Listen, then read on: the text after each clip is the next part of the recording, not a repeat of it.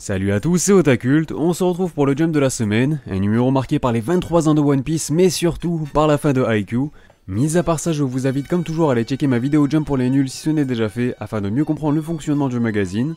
Sinon, vous pouvez aussi me rejoindre sur Twitter, Insta, Discord ou encore me soutenir sur Utip, vous avez tous les liens en description. Bref, sur ce, place au générique.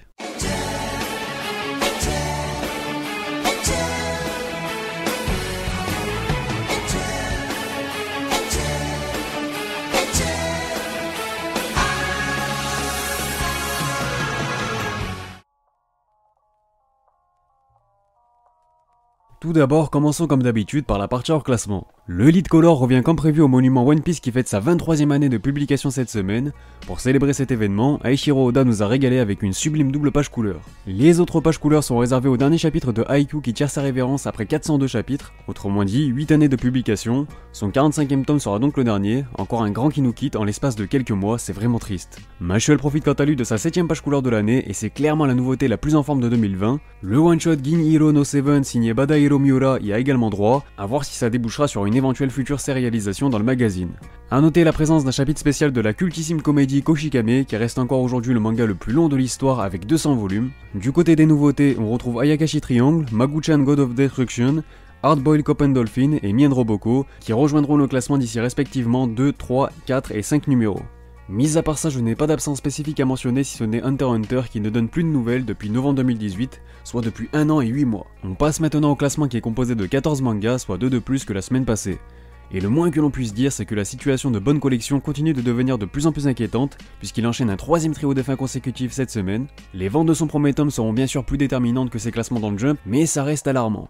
Un constat assez similaire et même bien plus concret pour Gravity Boys qui reste encore et toujours ancré dans le fond des abysses. Ajoutez à cela que ses ventes sont encore loin d'être suffisantes pour le sauver, ça va de plus en plus se compliquer pour lui aussi. Décidément, cette semaine est vraiment peu réjouissante puisque même mon coup de cœur Time Paradox Ghostwriter signe sa première présence dans la zone rouge en seulement 3 classements. Encore une fois, ce seront les ventes de son premier tome prévu pour le mois d'août qui nous permettront de dresser un premier bilan concret, mais quand même, ça reste chiant. Il est devancé par Mori King qui effectue son retour dans le classement en goûtant pour la première fois au bas du tableau, et ce aussitôt après avoir eu droit à une page couleur. Reste à voir comment il réagira la prochaine fois, en espérant que cela ne soit pas le début d'une mauvaise série. 10ème rang pour Mission of Yosakura Family qui chute de 6 positions et continue donc de nous proposer des prestations toujours aussi irrégulières ces derniers temps. Mauvaise nouvelle pour Actage également puisque nos acteurs favoris cèdent pas moins de 3 places cette semaine, les contraignant à un bien maigre 9ème rang. We Never Learn semble s'être pris en main malgré sa place de perdu, puisque cela fait quelques semaines que l'on ne le retrouve plus dans le fond du sommaire. Il apparaît à la 8ème place. Encore un peu de positif pour Black Clover qui figure à la 7ème position après avoir remonté une petite place. Cela dit, ça reste encore insuffisant pour prétendre à une présence dans le haut du top.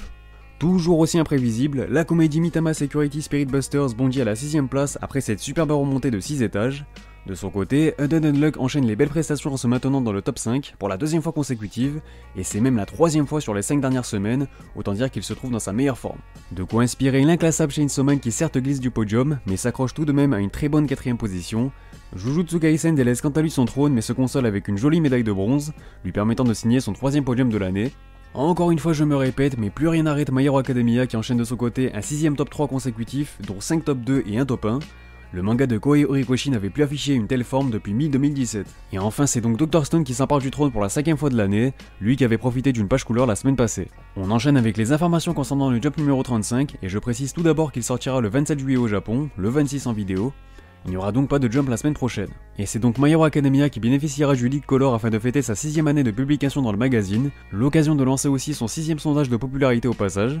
Les autres pages couleurs seront réservées à Chainsaw Man ainsi qu'une fois de plus à Actage, et à noter qu'il y aura la présence du one-shot Aono Ako par Koji Miura qui en profitera lui aussi. On passe à la rubrique actualité et on va dans un premier temps commencer par l'actu manga. Tout d'abord, une nouvelle édition de One Piece a été annoncée au Japon. Il s'agira de Comic Box, les 3 premiers sets couvriront les 3 premiers arcs de l'histoire, à savoir East Blue, Alabasta et Skypiea, et chaque set contiendra 3 grands volumes, le premier sortira donc le 4 septembre. Au passage, voici un premier visuel de la couverture de son nouvel artbook, Tiger Color Walk numéro 9, prévu lui aussi pour le 4 septembre prochain, et tant qu'on y est, je vous partage déjà la couverture du second opus du Rookie Mashle qui sortira donc début août. J'ai aussi un premier aperçu à vous montrer en basse qualité pour le moment en ce qui concerne le 44ème et avant-dernier volume du manga de sport Haikyuu.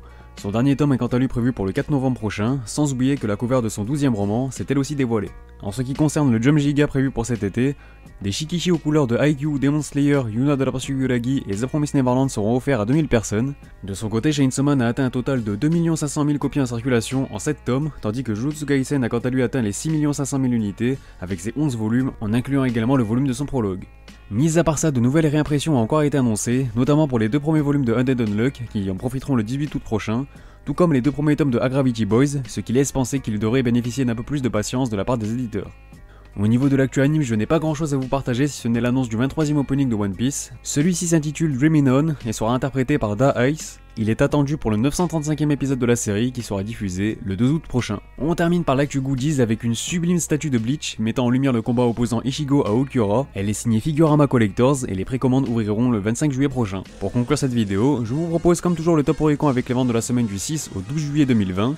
Tout d'abord, hors du top 50, on retrouve une nouvelle fois le second volume de la nouveauté Gravity Boys qui a pu ajouter 3607 unités à son total, s'élevant désormais à 9192 exemplaires vendus. On enchaîne donc avec le top 50 en commençant par une petite salve de Demon Slayer qui a encore vendu plus de 1,6 million d'exemplaires cette semaine, portant ainsi son total à plus de 58 528 302 copies vendues rien qu'en 2020, voilà c'est toujours aussi ouf. Petite pause dans ce top Kimetsu histoire de mentionner la 27e place du 12e volume de Actage qui chute donc de 15 étages cette semaine. Cela dit, il réalise une belle semaine de vente puisqu'il a déjà atteint et même franchi les 115 000 exemplaires vendus. Je vous laisse avec une nouvelle fournée de Kimetsu, il lui reste moins d'un mois à tenir pour qu'il réalise l'exploit de maintenir l'intégralité de cet homme dans le top 50 durant une année entière. Une stat de plus complètement folle.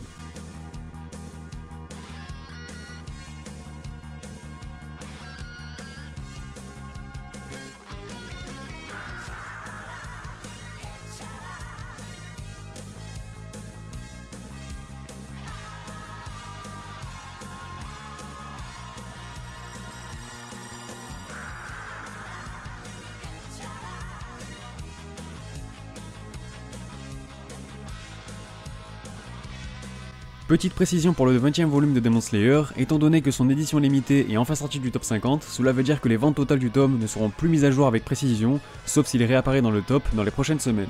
7ème rang pour le 25e volume de Black Clover qui a ajouté plus de 63 000 unités à son compteur, se rapprochant de la barre symbolique des 150 000 unités, ce qui lui permet de remonter une petite place. Il est toujours devancé par le 16e opus de Dr. Stone qui avance lui aussi d'un rang après avoir écoulé un peu plus de 64 000 copies, il a quant à lui déjà franchi les 150 000 exemplaires vendus. On enchaîne avec le 19e tome de The Promised Neverland qui cède une place cette semaine après avoir écoulé plus de 164 000 exemplaires, suffisant pour se maintenir dans le top 5 et lui permettre de franchir la barre des 400K. Et il est littéralement au coude à coude avec le 27e volume de My Hero Academia qui, comme vous pouvez le constater, affiche un total quasiment identique à celui de The Promised Neverland. C'est même assez rare de voir deux mangas avec un niveau de vente aussi proche.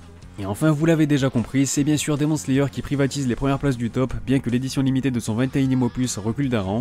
Elle a tout de même franchi le million d'exemplaires vendus cette semaine. De son côté, l'édition standard conserve son fauteuil de leader après avoir écoulé plus de 424 000 unités, lui permettant de totaliser plus de 2,6 millions de copies vendues, et lui permettant surtout de devenir le meilleur démarrage en 10 jours de l'histoire pour un tome d'un manga. Sur ce, la vidéo est terminée, n'hésitez pas à réagir sur celle-ci et sur le classement dans les commentaires. Concernant l'émission Team Manga Show de la semaine, je vous donne rendez-vous ce dimanche à 20h sur Twitch avec Romain de Manga.io en invité, une plateforme qui ambitionne de devenir le Netflix du manga, donc ça va être super intéressant. Mis à part ça, pensez à vous abonner si ce n'est pas déjà fait pour ne pas manquer les prochaines vidéos. Vous pouvez aussi me rejoindre sur Twitter, Instagram, le Discord de la chaîne et me soutenir sur Utip, les liens sont en description.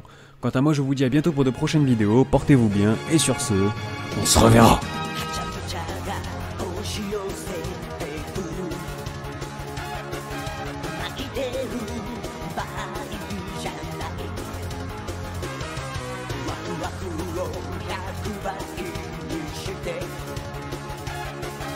パーティーの主役」